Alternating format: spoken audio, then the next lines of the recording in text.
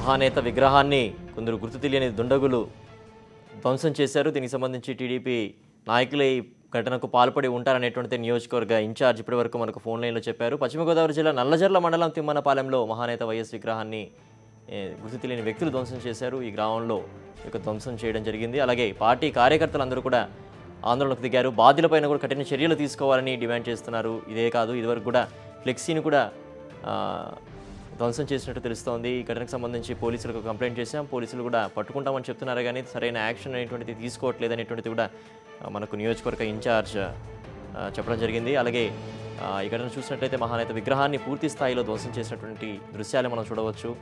విగ్రహాన్ని పడగొట్టడం ఒకరిద్దరి వల్ల అయ్యే పని కాదు. దాదాపు ఒక గుంపుగా ఒక 5-6 మంది, కనీసం 5-6 మంది దాకా కూడా ఈ యొక్క ధ్వంసం చేసినట్లు తెలుస్తోంది అనేటువంటి విజువల్స్లో కూడా స్పష్టంగా చూస్తాం. అలాగే దీనికి ఇదే సంబంధించి కూడా నియోజకవర్గ ఇన్ఛార్జి కూడా ఇదే మాట చెప్పడం జరిగింది. దాదాపు టీడీపీ కార్యకర్తలు అందరూ కూడా ఒక గ్రూప్గా ఫామ్ అయ్యి దీన్ని చేశారనేటువంటిది కూడా ఆయన ఆరోపించడం జరుగుతోంది.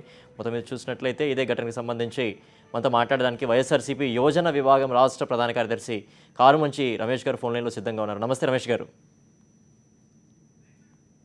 రమేష్ గారు చెప్పండి సార్. చూస్తున్నామండి, ధ్వంసం చేసిన దృశ్యాలు మనం చూస్తున్నాం. ఇక్కడ సాక్షి టీవీలో కూడా చూస్తున్నాము. దాదాపు ఒక గ్రూప్గా ఫామ్ అయ్యి టీడీపీ నాయకులు ఒకరో ఇద్దరు కాదు, దాదాపు 5-6 మందికి పైగా కూడా అందరూ ఫామ్ అయిపోయి యొక్క ధ్వంసం చేసినట్టు కనిపిస్తుంది. దీనికి సంబంధించి అక్కడ ఉండేటువంటి సమస్యలు ఏంటి, అలాగే దీని కారకులు ఎవరని మీరు భావిస్తున్నారండి? ఇక్కడ ఖచ్చితంగా ఇది తెలుగుదేశం పార్టీ వారు చేసిన పనేనండి. ఈ గ్రామంలో గతంలో కూడా ఐరన్ ఫ్రేమ్ తోటి ఒక ఫ్లెక్స్ కట్టడం జరిగింది సార్. రాజశేఖర రెడ్డి గారు, జగన్మోహన్ రెడ్డి గారి ఫోటోలతోటి ఆ ఫ్లెక్స్ ని అప్పుడు తీసేశారు సార్. ఐరన్ ఫ్రేమ్ తో సహా పోలీసు వారికి కూడా తెలియజేయడం జరిగిందండి. దాని మీద ఇంతవరకు చర్యలు తీసుకోకపోవడం కారణంగానే వాళ్ళు ఇటువంటి దుందుడు చర్యలకు పాల్పడుతున్నారు సార్. ఎంత దారుణం అంటేనండి, మా మండలంలో ఒక నిరంకుశత్వ అరాచక పరిపాలన జరుగుతుంది సార్. దీన్ని వైఎస్ఆర్ కాంగ్రెస్ పార్టీ కార్యకర్తలందరూ ప్రతి చోట ఎదుర్కొంటున్నామండి. అయినా సరే వీళ్ళు విగ్రహాల జోలు దాకా వచ్చారు అంటే ఇంకా దీన్ని క్షమించే ప్రసక్తే లేదు సార్. మేము దేనికైనా సిద్ధమండి. వాళ్ళు అరెస్టులు చేస్తారో లేదా జైలులో పెడతారో.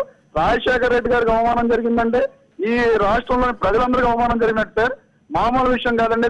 ఈ విగ్రహాన్ని మళ్ళీ వాళ్ళు ఎవరైతే దోషులు ఉన్నారో వాళ్ళని అరెస్ట్ చేసి ఈ విగ్రహాన్ని యథాస్థితిలో పెట్టే వరకు కూడా మేము ఈ విగ్రహం దగ్గరే పోరాటం కొనసాగిస్తాం సార్. ఓకే రమేష్ గారు, ఫోన్ లైన్లోకి వచ్చి అందుబాటులోకి వచ్చి దానికి సంబంధించి సమాచారం చెప్పినందుకు ధన్యవాదాలండి రమేష్ గారు.